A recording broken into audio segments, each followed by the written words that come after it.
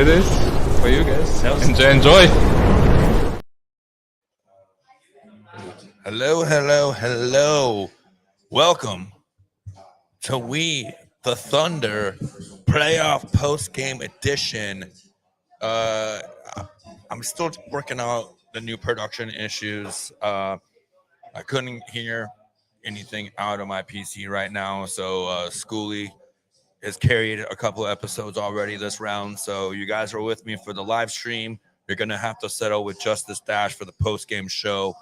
Um, but we could keep it short and sweet for those of you that are here. Donnie Pepin, whatever you say, Donnie doing queefs, do these things. I love it. This is what I was waiting for. Donnie left the live stream. If you guys were here, him and Matthew Roscoe were just getting started, going at it, and he had to go. This is what I live for. This is the playoffs. I've felt fine the entire time. I just think I was blindsided after game 4. I think a lot of us were. But we will not acknowledge pandering. Just kidding. That's what we do. We love to pander. And I do appreciate Thomas hopping in the chat there. I'll figure out my new board and the road gig soon enough. I'll try and figure out how to make because it's worked at home. I don't know why it's not working here. That being said, here we are on the tails of a great game by the Lightning, probably their best game of hockey, maybe all season long, regular season, postseason combined. This is one of their best performances we've seen. This is a type of Lightning playoff hockey we're accustomed to seeing. This is what we've been waiting for, what we expected at these 2 games at home, and now we get one more home game minimum for this playoff run for the Tampa Bay Lightning. I had butterflies in my stomach all day long. We had some people in the live stream talking about battleships and aircraft carriers and all kinds of ships and everything in their stomachs. Here it is. We're coming home, and I'm with Matthew Roscoe. It's going back to Toronto. We get to put it in their heart one more time in their building. I cannot wait. But first and foremost, Saturday at Amalie Arena back here in Tampa. And I'll tell you right now, we did give up another 6-on-5 goal. But they did the right job when they needed it to. They did it the right way when they needed to. And unlike the last game and the game before that, they had themselves in the correct position for that scenario if they did get that last one. And I'm just curious how many playoff games against Toronto you've been to here in Amalie Donnie Pepin. Because I'm telling you right now, it was not a home game in game 3. It was not a home game for Toronto in game 4. In fact, I personally got 2 Laps fans kicked out of Amalie Arena for acting like full-on tool bags in our house. Okay? I don't mind if you're a fan, you want to come down and cheer and support your team. We'll take your money. You pretty much live here anyways, Torontoans. We'll take it. But what I won't take is you sitting here trying to do your dumbass Go Leafs Go chant, which is the weakest chant in all professional sports, by the way. I will not handle that. I will not sit here you trying to fucking out chant us in our own arena. I don't know when that became a thing in sports to go into somebody else's arena. Cheer for your team, cool. But don't go there and start trying to make your chant heard in our arena. Because I'm going to tell you right now, my number one immediate response to a Go Leafs Go chant is first round fandom, because that's all you are. You're a first round fandom. That's all you know. That's all you've ever known. Donnie Pepin, first round fandom. You know what we know? Deep runs, deep cuts, guys that know how to play playoff hockey. I give the Leafs credit. I'll take the Lightning not necessarily finishing out the way they should have finished out in the last 2 games. I mean, not necessarily, obviously did not finish out the way that they should have finished in the last 2 games. But Patty Maroon right now in the back of my ear on the TV is talking about stick with the structure, and that's what we finally saw. Finally, we saw a 3-2 game, which is what I expected from this team, these 2 teams. throughout this entire series. You know, I wasn't surprised by high scores in the first 2 games, but I definitely was a little bit surprised about the way the 2 games at home played out because they were not quite as tight as I expected them. There was maybe 1 or 2 questionable calls from the referees, but overall, I liked the way that this game was officiated. If you excuse me real quick, I got to do some math for my tab here, and that's the key to this game. This is what changed it all for us. Oh, did I sign that one? Sorry, did I sign that one? I think I just put the total. Yeah, see. I'm trying to multitask. That's my weakest skill. Multitasking is my weakest skill of all time. Second only to math. Math is also a weak skill. So, if you guys didn't know, I was down here or up here, around here, North Lutz, North Tampa, at the Drinks on 9. Once again, been here for all the away games. We had a great game. We had a great, a lot of people were a little bit nervous to come out, but we had a good vibe here still. And I'm telling you right now, this is what we wanted to see. What do you guys think? What do you guys think in the chat? What do you guys in the chat think was the pivotal moment in this game for the Lightning? We were nervous about them being able to close out games, the last 2 games. But tonight, they showed it. They showed their pedigree. They showed their resilience. They showed everything that we want to see from a Lightning team in the playoffs. Boom. Right here. This is what I was waiting for. I was kind of baiting you. And Matthew is the one that got everyone out there. Corey right behind him. Eyssimont on the ice. Vasi being Vasi. That was huge. Not going to lie. You know I'm right? Damn. And in case you guys didn't know, I know you guys were here for the last show.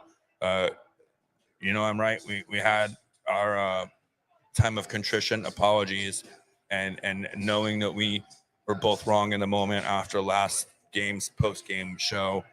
We kind of went hard at each other, but we hashed it out during the live stream of this game, and we're all good again because that's what we do. We get passionate about this team. We get passionate about this fan base. We get passionate about the playoffs. And sometimes our emotions get the better of us, just like the guys on the ice, just like Patty Maroon sometimes, just like Ross Colton sometimes, just like any of those guys. Stamkos, when he's at his best, sometimes getting heated. That's what we needed. And I'll tell you right now, Eyssimont, I agree, Mike. How is he waived?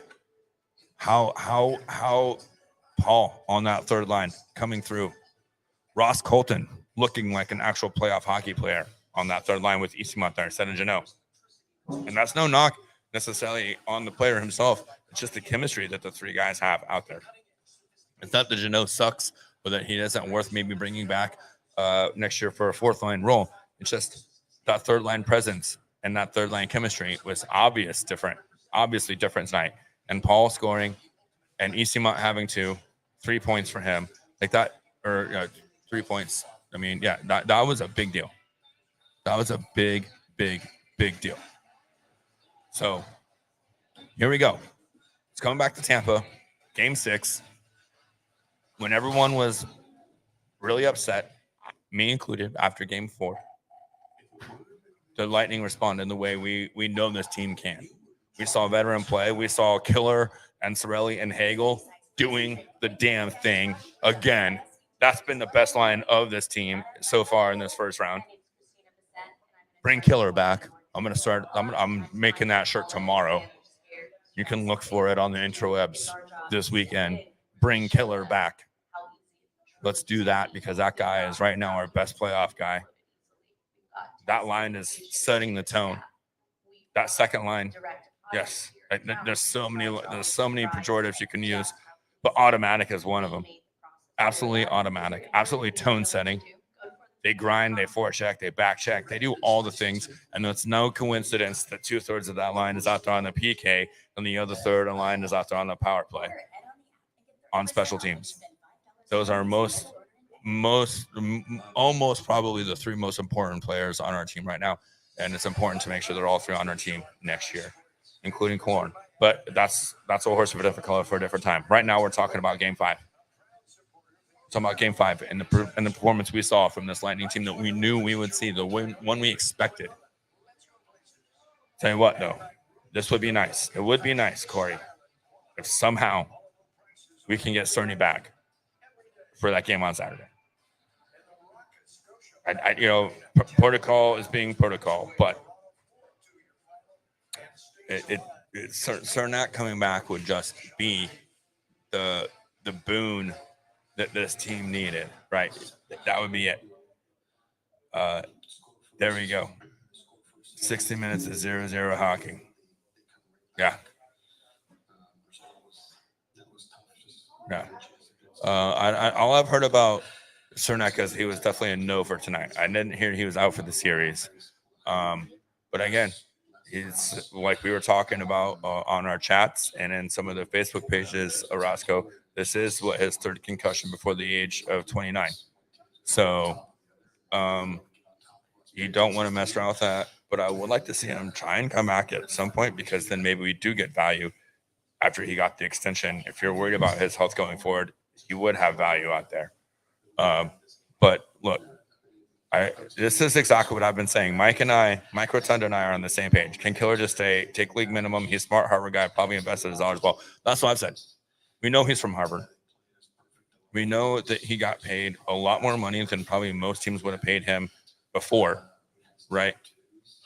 And now a lot of people are like, oh, I still think that's a great contract for that guy and what he's done and the glue that he's been and the presence he's had for this team, right? But if we're losing that school bus line, why wouldn't he just take like maybe $1 million or $1.5 million and wait for Stamkos' contract to come out? And then Stamkos takes a little bit less money so Keller can get a little bit more. And then they both stay here to finish off their careers, both taking very team-friendly deals. To me, I think that's what we're going to see. Honestly, that's just my prediction. But once again, sorry about that. That's the future. Right now is a Game 5 victory. Now is a Game 6 back in Tampa Bay, Saturday in our house. I don't want to beat a dead horse here. I want to go deep, but right now I just want to say, what else do we need to talk about right now? Right, we were all ready to jump off a cliff after Monday. Rightfully so. The greatest collapse maybe in all of Tampa Bay sports history in that game. But now we're here. Game 5 victory. We played quintessential Lightning playoff hockey. This is the team that we expected to see, right? When we talk about flipping a switch, turning a dial, making a difference, and being a different team in the postseason, this is the performance we've all been expecting since Game 1. We finally see it in Game 5, but that's fine because they can put it up for 2 more games. It's easy. It's easy for this team. It's easy. And now we see all 4 lines are rolling. All 4 lines definitely did their role tonight. They all played their part, which is what we've needed to see from this team. And I got to agree with Orozco. You can't put Jeannot back out there right now unless there's an injury. Not right now. I could see him having a role next year, depending on what happens with some guys that are on contract and whatnot. We could use it some depth. We need 4th line guys, whatever. But right now, Eyssimont clearly is the guy that turned the dial for this team tonight. He set the tone. We should have already won 3 straight, or we should have already won 2 straight. This should have been the 3rd line. But yeah, that's a great matchup. And again, I talked about it. The 4th line shut down the Matthews line. They have no answer for our 2nd line. They have no answer for Cirelli, Hagel, and Klorin. They have no answer for that line. We have an answer for all of their lines. They have no answer for our 2nd line. That, to me, is still the biggest key of this matchup. That's the key.